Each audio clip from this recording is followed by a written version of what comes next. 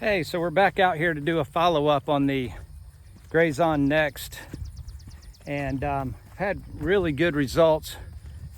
I want to show you basically what I showed you in the last video, and then I want to take you out front and show you a few things out there. But let's look at this out here first. I will say that I wasted chemical because I overlapped my paths.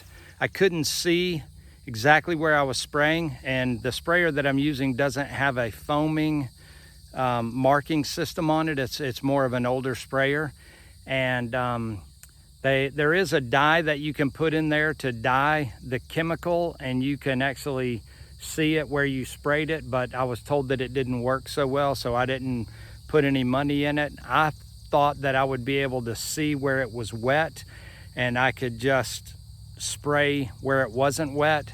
The problem is that when you got all the way to the end of the row, which you can see how far it is, when I got to the end of the row and turned around, it was only wet at the very end. It had pretty much already dried, and the sun had to be shining just right so that you could see where it was glistening. But I've had real good results. Let's just take a look around, and then, like I said, I'm going to take you up front and show you some unsprayed versus some sprayed, and it's pretty amazing how well it looks. So this is the same path we walked last time, and this stuff dies at different stages. You know, some of the stuff is more resilient to others, so some of it like wilted immediately, and others, you know, it took it, you know, a few days, and then even others it took it a week. And so some of it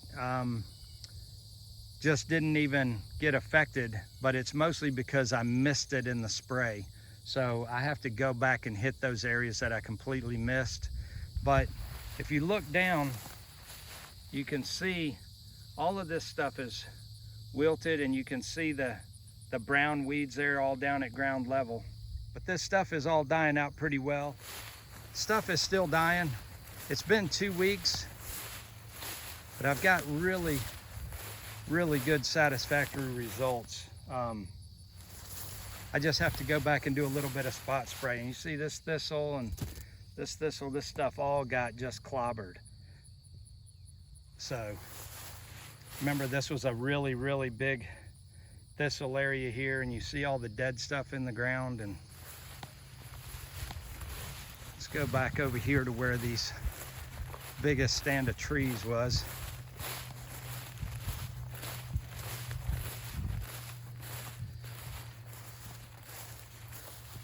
All of this stuff is just really dying well.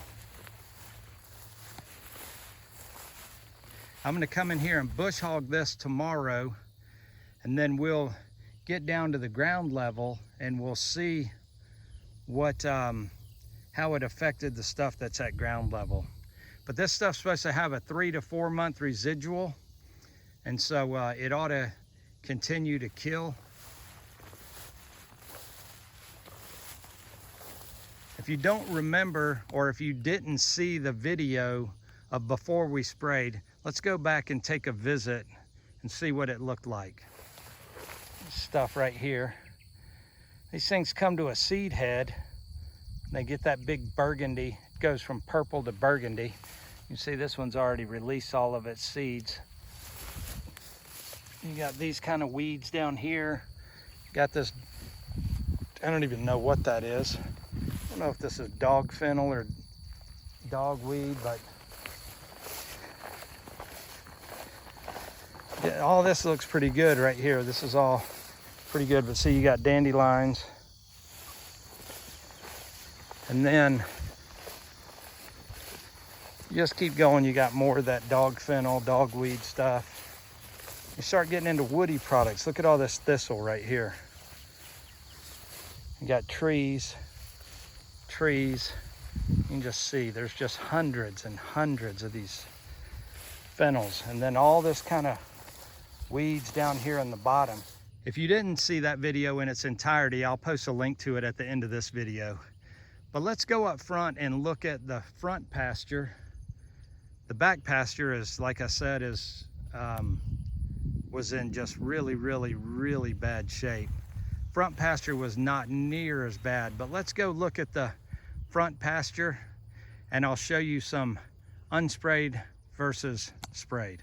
Before we get up there to the front, I want to show you, this is a stand of pretty much clean grass, and it didn't have a lot of weeds in it already, but all this was sprayed, and you can see that Grazon had no effect on it. But this is Bahia grass. Anytime you see a peace sign like that, that grass is extremely heat tolerant. It's what you see growing on the side of the interstate and in the middle of the interstate. You know, that grass never gets fertilized, never gets maintained, it never gets water. All it gets is the car grease and car oils and rubber and exhaust fumes and all that.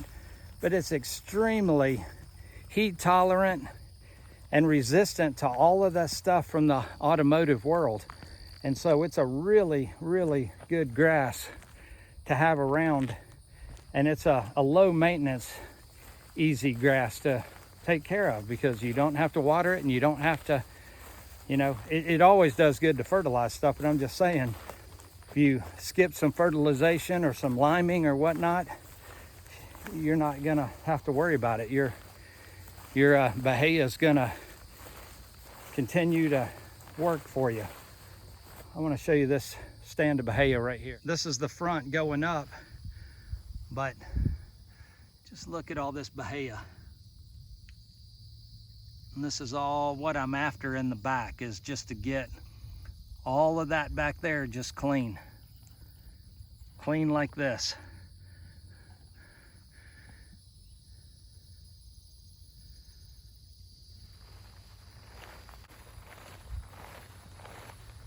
Let's walk up here and show you this treated versus untreated. So this is pretty amazing. So on the left is sprayed and on the right is unsprayed. Look at all the dandelions. They're just everywhere, just thousands of them. Over here, nothing, everything's dead. Got Bahia grasses coming up, got some nice seed heads, but look down here. Just got a bunch of dead undesirables. So now our native grasses are no longer going to be competing for the real estate, and hopefully all this Bahia grass and the fescue that's mixed in there can take over and assume that real estate. This grass is always maintained, it's always cut with the lawnmower, but it's just amazing the amount of dandelions that are out here. You can see, you know, I mean, there's just tons of them, just everywhere. But again, over here on this side, everything's dead.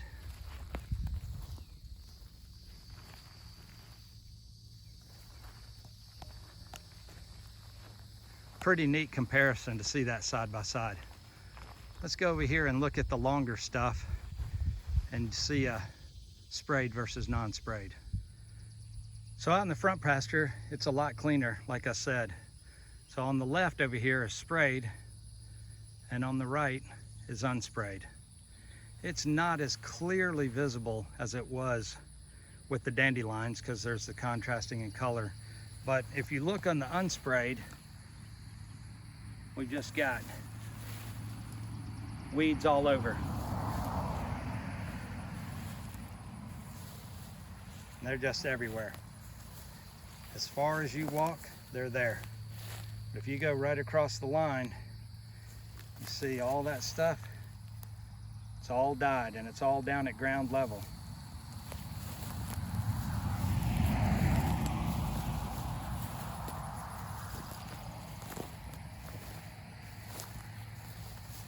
I just got good, clean grasses coming up and all that weeds dying.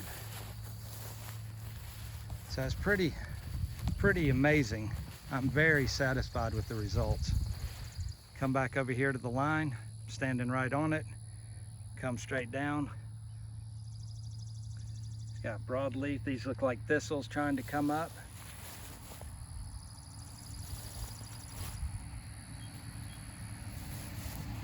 And then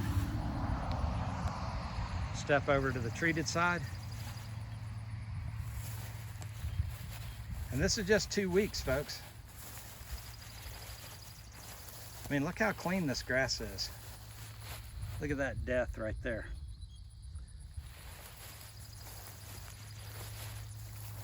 This is dying out. I'm just amazed. So what we're gonna do now, we're gonna go get the tractor. We're gonna spray these untreated areas now that the test is over and I can see how well it's working. We'll spray these untreated areas, and then we'll cut all the treated areas with the bush hog, and we'll video the ground after we cut it to see how far the chemical got down to the ground, because in the back there it's way thicker than it is out here in the front. So I'm just interested to see how much ground penetration I got. We've had a lot of rain, and the rain has washed a lot of it off, I'm sure. We had I put surfactant in there, and the surfactant is an adhesion product to make it, you know, adhere to the broadleaf and make it stick longer and last longer. But I don't know how well it is going to hold up in the rain. So it can only go one place when it washes off, and that's into the soil. So this stuff's going to continue to kill. So it's going to be neat to see how well it penetrated down. So it's the next day, and I was able to get all the untreated areas sprayed. So hopefully we'll have just as good results with that. But I was also able to get everything bush hogged, but the bush hog video kind of got corrupted, so I'm not able to show you that. But the end result is after I got it cut, I went over there and inspected it, and the stuff that was knee high, it actually got good penetration all the way down. So it'll be exciting to monitor that over the next couple of months and see what comes back and see what doesn't come back. But we'll definitely keep you posted on that. And thanks for watching.